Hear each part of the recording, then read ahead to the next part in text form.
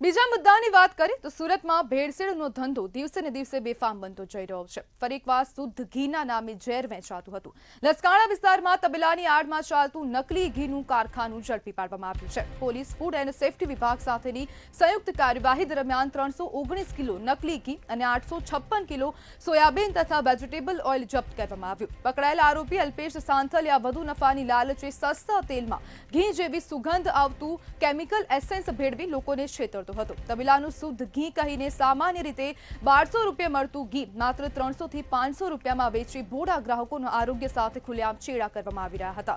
ચોંકાવનારી બાબત તો એ છે કે સુરતમાંથી વારંવાર નકલી ઘી, નકલી તેલ અને ભેળસેળયુક્ત ખાદ્ય પદાર્થો ઝડપાઈ રહ્યા છે, છતાં પણ ભેળસેળ માફિયાઓમાં તંત્રનો કોઈ ડર દેખાતો નથી। પ્રશ્ન એ છે કે ક્યારે આવા આરોપીઓ સામે કડક અને દાખલારૂપ કાર્યવાહી થશે, ક્યારે ભોળા ગ્રાહકોને સુરક્ષા મળશે। હવે જો તંત્ર સમયસર કડક પગલાં નહીં ભરે તો જન આરોગ્ય માટે આ ભેળસેળનું ઝેર વધુ ઘાતક સાબિત થઈ શકે છે અને વધુ માત્રામાં જે નાગરિકો છે, જે ગ્રાહકો છે, તેને હવે સ્વાસ્થ્યને ચેડા થઈ શકે છે, સ્વાસ્થ્ય પર જોખમ ઊભું થઈ રહ્યું છે અને વારંવાર સુરતમાંથી અનેક પ્રકારના અખાદ્ય પદાર્થો મળી રહ્યા છે, ભેળસેળયુક્ત ખોરાક મળી રહ્યો છે અને પરંતુ તંત્ર દ્વારા કોઈ પણ પ્રકારની કાર્યવાહી થતી નથી। જ્યારે ચોક્કસ બાતમી મળી રહી છે ત્યારે જ કાર્યવાહી થઈ રહી છે, પરંતુ હવે પ્રશ્ન ઊભો થાય છે કે ભેળસેળિયા માફિયાઓ પર ક્યારે હવે સકંજો કસવામાં આવશે। આપણી સાથે સામાજિક કાર્યકર્તા કાજલ ત્રિવેદી જોડાઈ ગયા છે।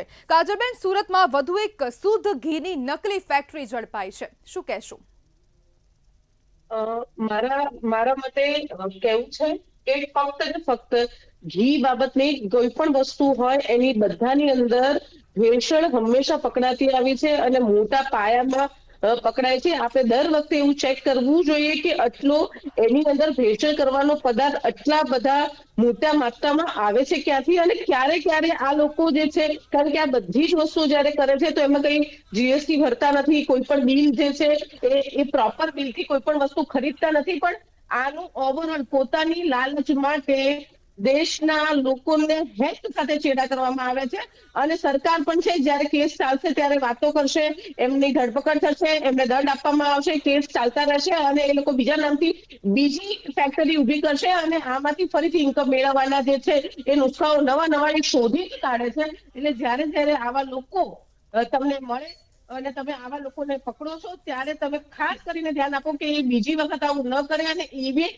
સજા એને ફટકારવામાં આવે કે એ લોકોના હેલ્થ સાથે છેડા ન કરે। કાજલબેન, વારંવાર સુરતમાંથી આવા ભેળસેળના મામલા સામે આવે છે। ક્યાંક ઘી પકડાય છે, ક્યાંક દૂધ પકડાય છે, ક્યાંક પનીર પકડાય છે, તો પછી તંત્રની હવે આ તંત્રના બસમાં કેમ નથી કે ક્યારે હવે એક ઉદાહરણ રૂપ દાખલો બેસાડવામાં આવશે, ક્યારે હવે એક ચોક્કસ પ્રકારની કાર્યવાહી થશે? આના ઉપર તો આપણા કાયદાઓ જે છે એટલા જે છે એ ઠંડા છે કે જેની અંદર ગમે ત્યાં જે છે એ ખાંચા અને ખૂંચી રાખે છે કે જેમાંથી નીકળી શકાય।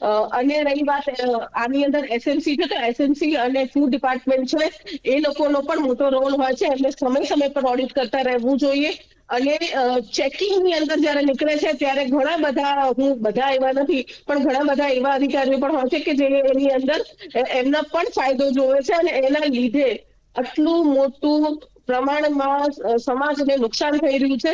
પોતાના અંગત ફાયદા માટે સમાજ અને સમાજના લોકોનું નુકસાન કરવું એટલે એ કોઈ પણ રીતે યોગ્ય નથી। એટલે એવા લોકો ઉપર પણ કાર્યવાહી થવી જોઈએ। 3-4 મહિને જો ઓડિટ નથી થતું તો પણ ક્વેશ્ચન માર્ક છે। આપણે બધી જ જગ્યાએ બધા રૂલ્સ તો બનાવી દઈએ છીએ પણ ફોલોઅપ થાય છે કે નહીં, ચેક થાય છે કે નહીં, રૂટ કોઝ પર જતા જ નથી ને એટલા જ માટે આ લોકોને ડર રહ્યો નથી અને આ લોકો મોટી પ્રમાણમાં ફળા અને ફાલ્યા છે। કાજલબેન, નાગરિકો હવે શુદ્ધ ખોરાક લેવાની જગ્યાએ, સારો ખોરાક લેવાની જગ્યાએ સસ્તું કેમ પસંદ કરી રહ્યા છે? વારંવાર જો આવા પ્રકારની સુરતમાંથી આવા અખાદ્ય ખોરાક જપ્ત થઈ રહ્યા છે તો પછી નાગરિકોમાં જાગૃતતાની ક્યાં હવે અભાવ જોવા મળી રહ્યો છે? સૌથી મોટું બેન કે મોંઘવારી છે। મોંઘવારીમાં લોકોને બહુ જ ઓછા પૈસામાં ઘર ચલાવવું પડે છે। મહિલાઓ માટે સૌથી મોટી આ જવાબદારી છે કે ઘર આખું સાચવે।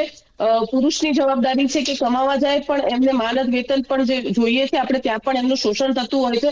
એટલા માટે ખાવું તો છે જ પણ સારું ખાવાની જગ્યાએ એ લોકો સસ્તું ખાવાનું અત્યારે પસંદ કરી રહ્યા છે, એનો ભોગ બની રહ્યા છે। તમને પણ ખબર છે કે પનીર સારું નથી આવતું. અને આપણે હમણાં જે જોયા છે પાછલા દિવસોમાં સુરભી વાળો કેસ થયો હતો, અને આપણે બધી જ વસ્તુ આપણે જાતે આપણે ચકાસી છે, તો પણ લોકોને બહારનું ખાવાનું અને બધી જ વસ્તુઓ જે છે ઈઝી મળી જાય છે. એટલા માટે લોકો જે છે એ સસ્તા વસ્તુ તરફ વળ્યા છે. લોકો જોતા જ નથી કે એનું મેન્યુફેક્ચરિંગ કેવું છે, એની અંદર જી. શું પ્રોડક્ટ નાખેલી છે. આપણા લોકોમાં એ અવેરનેસ છે જ નહીં કે જે પાછળ કોઈ પણ વસ્તુ ખરીદે અને એની પાછળ જે ડિસ્ક્રિપ્શન લખેલું છે જી. એની અંદર કઈ કઈ વસ્તુઓ અને કયા કેમિકલ્સ નો સમાવેશ કર્યો છે, કયા એડેડ સુગર કે એડેડ જે છે કેમિકલ યુઝ કર્યા છે, આપણે ચેક નથી કરતા. એ સૌથી મોટી આપણી નાગરિકોની ભૂલ છે, જે આપણે ચેક કરવી જોઈએ. અને જો કદાચ આપણે જાગૃત નાગરિક તરીકે પણ જો આપણને એવી ખબર પડે તો પણ આપણે ફૂડ એન્ડ ડ્રગ્સ ડિપાર્ટમેન્ટનો સંપર્ક કરવો જોઈએ કે આની અંદર આ વસ્તુમાં આવી રીતે ભેળસેળ છે. આપણું તો સારું ઈચ્છીએ, પણ આપણે આપણા સમાજનું પણ સારું ઈચ્છીએ, એવી પણ આપણે તકેદારી રાખવી જોઈએ. જી બિલકુલ કાજલબેન, જોડાવા બદલ આપનો આભાર.